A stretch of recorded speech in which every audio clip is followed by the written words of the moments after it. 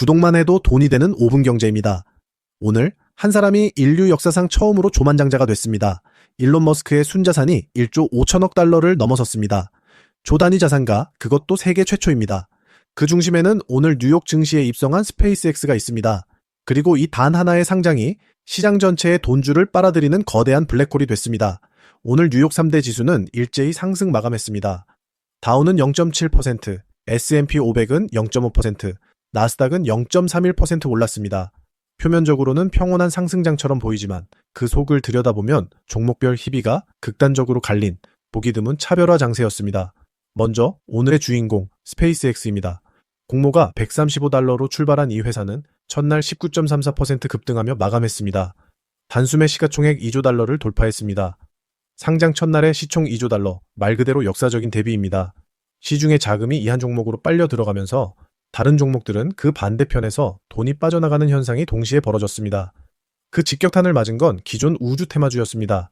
같은 우주 섹터인데도 AST 스페이스 모바일은 15.53%, 버진 갤럭틱은 무려 31.76% 폭락했습니다. 진짜 주인공이 등장하자 들러리들은 가차없이 버려진 셈입니다. 두 번째 핵심 이슈, 미국과 이란의 종전 합의입니다. 이란 최고 지도부의 승인이 끝나면서 며칠 안에 원격 서명 방식으로 평화협정이 타결될 가능성이 커졌습니다. 전쟁이 끝난다는 기대감이 시장 전반의 위험 선호 심리를 끌어올렸습니다.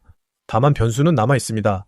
호르무즈 해협 통행에 일종의 통행료, 그러니까 서비스 수수료를 매기느냐를 두고 양국의 이견이 아직 좁혀지지 않았습니다. 이 디테일이 협상의 마지막 고비가 될 전망입니다. 전쟁 종식 기대는 곧바로 유가에 반영됐습니다. 브렌트유와 WTI 모두 3% 넘게 떨어지며 수개월 내 최저치를 새로 썼습니다. 유가가 빠지면 물가 부담이 줄어듭니다. 인플레이션이 길어질 거란 우려가 한층 누그러지면서 투자 심리에 깔려있던 압박이 풀리는 흐름이었습니다. 반면 가상자산 시장은 정반대였습니다. 비트코인이 6만 달러 아래로 무너지며 52주 신저가를 기록했습니다. 현물 ETF에서만 23억 달러가 빠져나갔고 스페이스X 상장으로 고위험 자산을 향한 자금이 분산되면서 연쇄 청산까지 발생했습니다. 같은 위험 자산인데 주식으로는 돈이 몰리고 코인에서는 돈이 빠지는 자금 재편의 단면이 그대로 드러났습니다. 이제 섹터별로 보겠습니다. 금융은 강했습니다.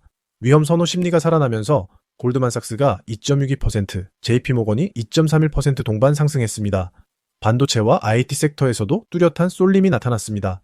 필라델피아 반도체 지수가 1.52% 오른 가운데 머스크가 주도하는 테라팹 프로젝트 수혜 기대로 인텔이 6%대, 아몰딩스가 11%대, AMD가 5%대로 급등했습니다. 반면 엔비디아와 마이크론은 약보합에 머물렀고 장비주 안에서도 어플라이드 머티리얼즈는 오른 반면 ASML은 떨어지며 방향이 엇갈렸습니다. 같은 반도체라도 테라팹 밸류체인에 속하느냐 아니냐로 운명이 갈린 겁니다. 반대로 빅테크는 부진했습니다. 스페이스X로의 극단적인 수급 쏠림 탓에 애플과 아마존, 메타 같은 대형 기술주들이 1% 안팎으로 동반 하락했습니다. 제약과 헬스케어는 오늘 같은 상승장에서도 다른 곳으로 빠져나간 자금 여파에 S&P 500 주요 업종 중 유일하게 하락 마감했습니다. 마지막으로 채권과 금리, 그 밖의 이벤트입니다. 새로 취임한 케빈 워시 연준 의장의 첫 FOMC 회의를 앞두고 정책 방향에 대한 경계감이 시장에 깔려 있습니다. 미국의 2027년 사회보장 생계비 조정률은 물가 여파로 4.7% 오를 것으로 전망됐습니다. 영국의 4월 GDP는 0.1% 감소하며 중동 갈등이 글로벌 서비스업에도 실질적인 부담이 됐음을 보여줬습니다. 오늘 시장을 한마디로 정리하면 거대한 자금 재편입니다.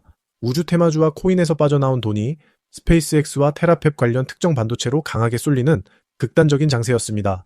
단기적으로는 신임 연준 의장의 데뷔 무대, 그리고 이란과의 호르무즈 해협 협상 결과에 따라 변동성이 다시 커질 수 있습니다. 이럴 때일수록 매크로 변수에 덜 흔들리고 실적 가시성이 높은 업종 중심으로 압축적인 포트폴리오를 가져가는 전략이 유효해 보입니다. 오늘도 시청해주셔서 감사합니다. 구독과 좋아요는 큰 힘이 됩니다. 끝.